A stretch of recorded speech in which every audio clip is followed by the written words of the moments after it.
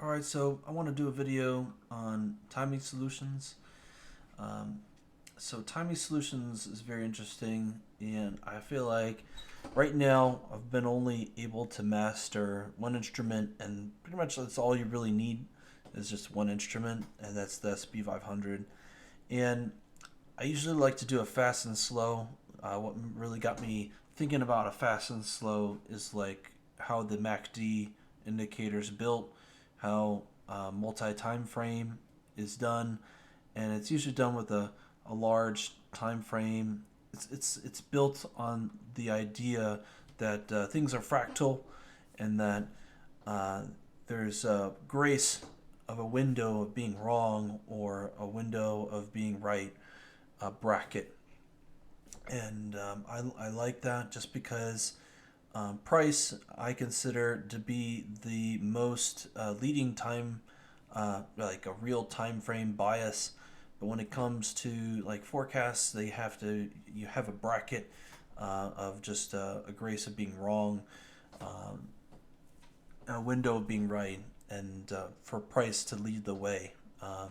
So that's kind of just the overall thesis on why I have a fast and slow, and I let price lead and be the most real time kind of indicator and market structure breaks that come with it.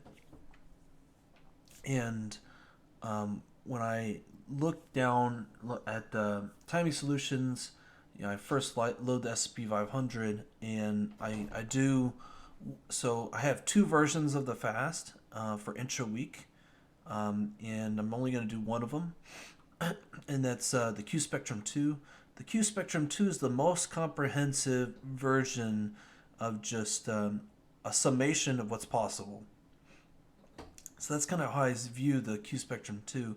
It loads all these cycles that it sees, and then it auto selects, and then it creates a hybrid line. And here's the AI auto select feature, and it creates kind of just what to expect in the week.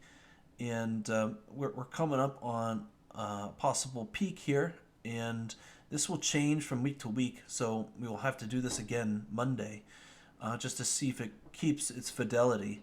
And so like that's kind of just the way to go about it. Just because things alternate in terms of what cycle it's paying attention to. And the way this formula is built, I have no idea how that works, but it looks like it does a PQN2, and it does some kind of crazy formula up here, and it creates a hybrid line. That's all I know. So that's my fast, like intra week, and then for like a slow, I just combine three cycles: a decennial, annual, and the 4 year.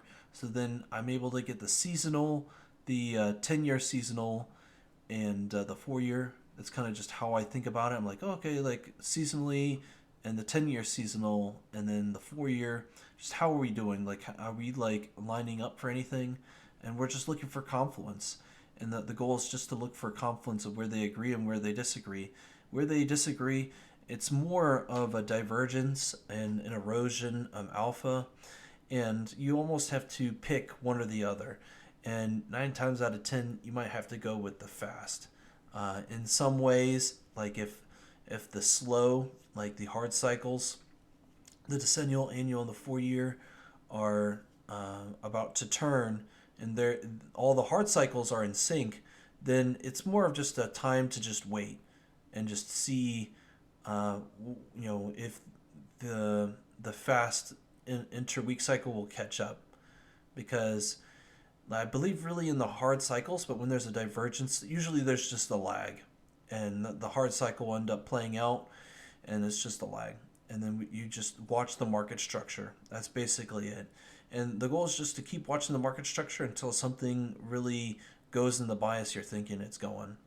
And this way, you allow it to be dynamic as far as your assessment, and that with the context with that the price is giving, you're able to make a more accurate decision as far as like the bias.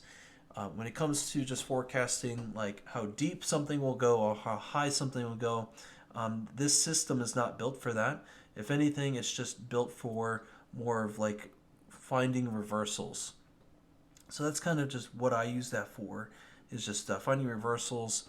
And it's the goal is not to find magnitude. Magnitude is more in the targets that you pick and the imbalances that are in the price chart, because that's more of what it's realistically it can go to. But when it comes to just what's possible for reversal in the day, Timing Solutions does really well. Now, if I just want to do something intra-week and I'm looking, so I see that we're mostly in the down leg and the hard cycles, and I just want to focus on intra-week. So I can do this as like my slow, and then the trading spectrum is like my fast. So trading spectrum is a different formula. It's more singular based. So this has got multiple cycles. This one finds the best cycle out of all of those multiple cycles, and it has the best walk forward analysis. And it's highlighted that this one is the one that's the best. And it's a little annoying, these arrows, and I don't like that. And it does a walk forward analysis calculation. And yeah, this is saying that this is the best for what's happening right now. And so this is kind of what our focus near term on Timing Solutions is, this kind of movement. We did have a H4 market structure break, and we're looking to see the retest of the H4 market structure break and then possibly a rejection. And it follows exactly kind of what we're thinking would happen if we retested and got rejected. It's basically this. Going into December, for instead of a Santa rally, a Santa crash, and then a reclaim back for a nice rally into 2023. Obviously, the January is like the most dead and the worst for trading, but we're gonna just find out like how low we can go if we do roll over. Of course, it hasn't happened yet, so we're speaking about the future. This is just more of just what we're thinking as a dominant bias until something else shows differently in the price in the market structure.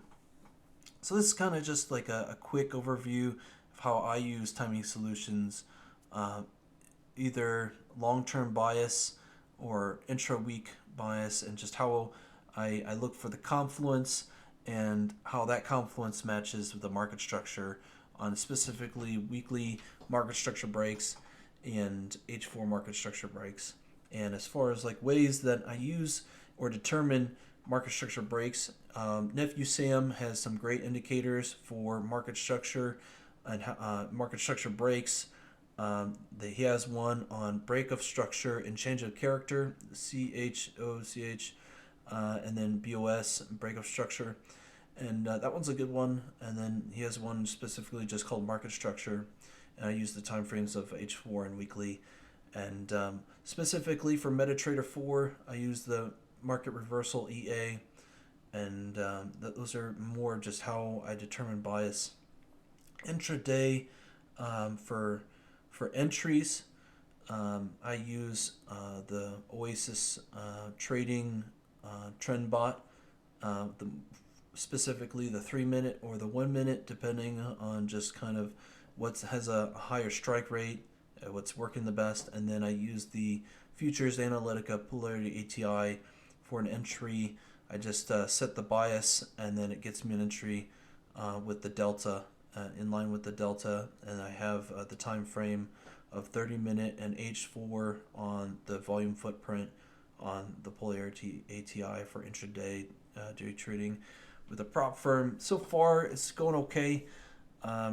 And I hybridize just kind of the strategy with the day trading with the H4 market structure break bot on the FX, the MetaTrader 4, and its alerts and its bias that it gives. And I just match kind of just what I expect is going to happen for a retest or a rejection based off of where we're at in the price. And that's basically it. And that's how I use Timing Solutions.